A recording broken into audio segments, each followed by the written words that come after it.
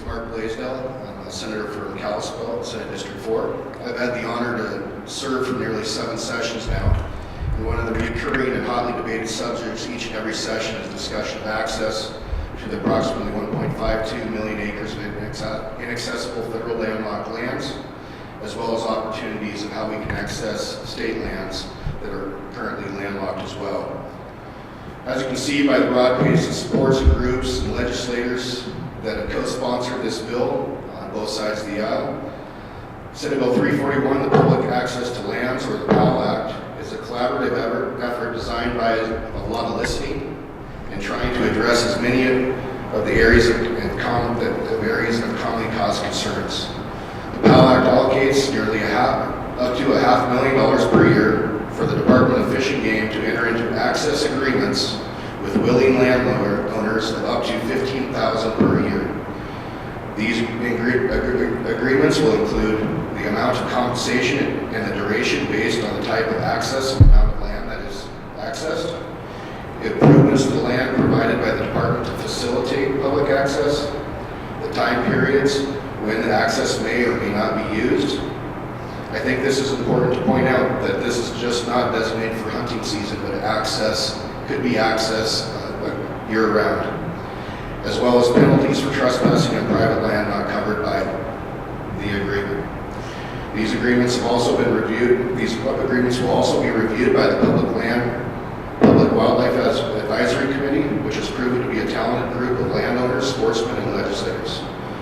What is important about this bill is that it brings a willing landowner and the Department of Fish and Game to the table on an even playing field to address and create an agreement that works for both, where sportsmen and women benefit. Senate Bill 341 is supported by the Rocky Mountain Elk Foundation, Montana Wildlife Federation, Trout Unlimited, Montana Association of Land Trust, Montana Farm Bureau, United Property Owners, Montana Stock Growers Association, and the Montana Fish, Wildlife and Parks. I want to thank everyone who's standing here today in support, and a special thanks goes out to the leadership, including Majority Leader Thomas, Senator Wellborn, Senator Kerry, and Director Williams, for their leadership on this issue.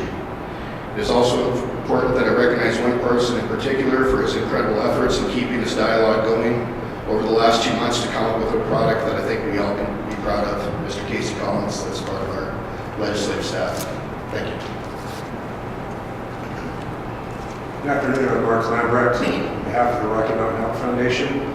We're a national hunter-based conservation organization based in Missoula, and we have almost 14,000 members in Montana.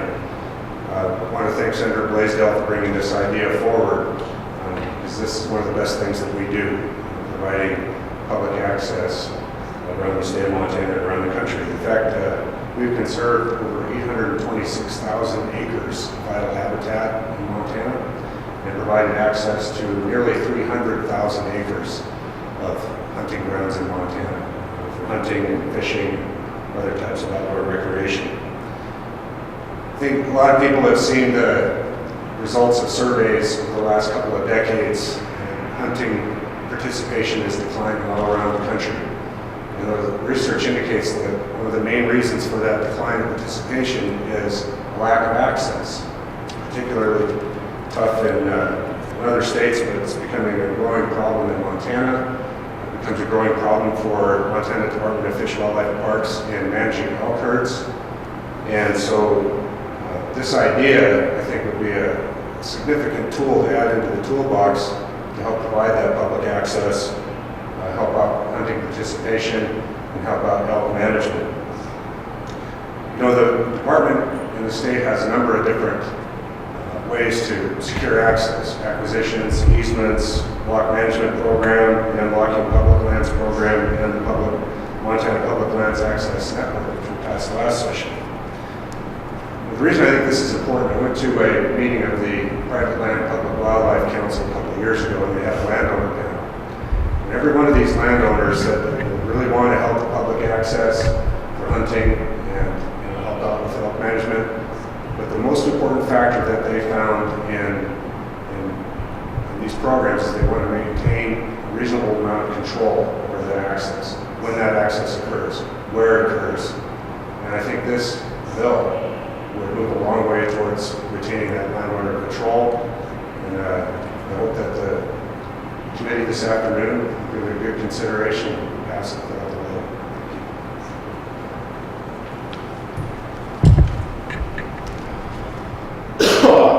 Hi, I'm Dave Chadwick. I'm the Executive Director of the Montana Wildlife Federation. Of course, we're an 83-year-old organization, hunters, anglers, and other wildlife conservationists. And we are also glad to join the group here today in support of SB 341. This bill is a great example of what happens when people sit down, work together, get past the fight, and find some common ground. We've talked about the 1.5 million acres of landlocked public land in Montana that this bill will help open up. We talk a lot about public land. I think it's also important to remember that a majority of hunters hunt on private land too. So this will also help gain new access to private land for hunting opportunity. This bill gives, like Mark said, it gives landowners and FWP another tool in the toolbox, another option to help increase access by allowing these term agreements that are built around the needs of the landowner. And, I think it's really important to remember that access is not a yes/no question. It's a how and to what extent. And programs like this one give us the ability to expand public access while also protecting the needs and desires of private property owners. MWF thanks Senator Blaisdell for his work over the last few weeks to come up with a legislative product that we think will help give all Montanans more access to the outdoors while also protecting our private property heritage. And we look forward to continuing to work to pass this bill. I'd also like to acknowledge the leadership that the leadership has provided in finding common ground around this issue. And I also can't resist also spotlighting Casey's efforts as the main force really bringing together all of these different interests. I think too many of us too often enjoy fighting over issues like public access, and it's good to have an opportunity where we can come together and find some common ground and really move the issue forward. So MWF is really glad to support this bill, and we look forward to seeing it enacted into law.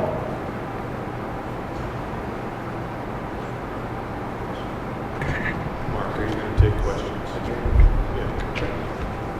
Any questions? Could you explain to me real quickly again what this bill would do?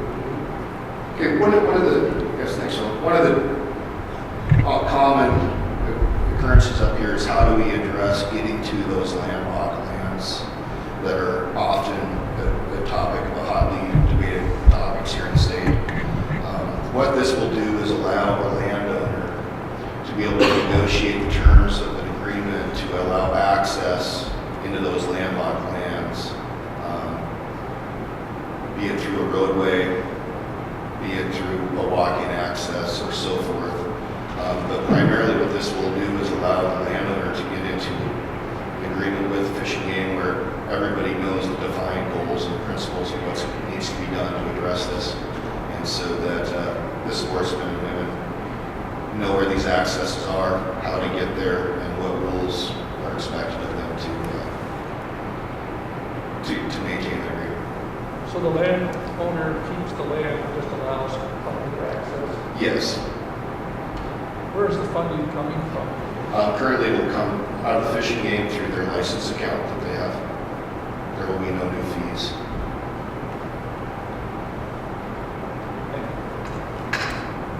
How is this different than other existing programs already out there? Well, I think one of the main things is there's a higher threshold of amount of money that can go.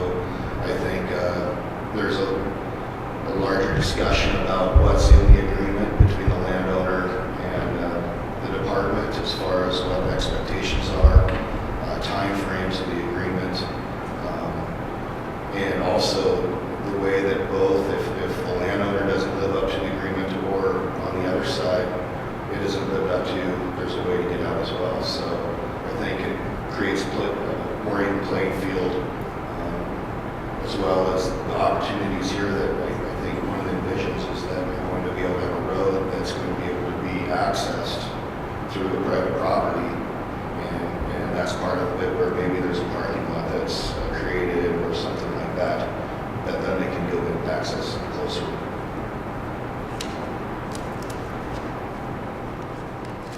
Great, thank you guys.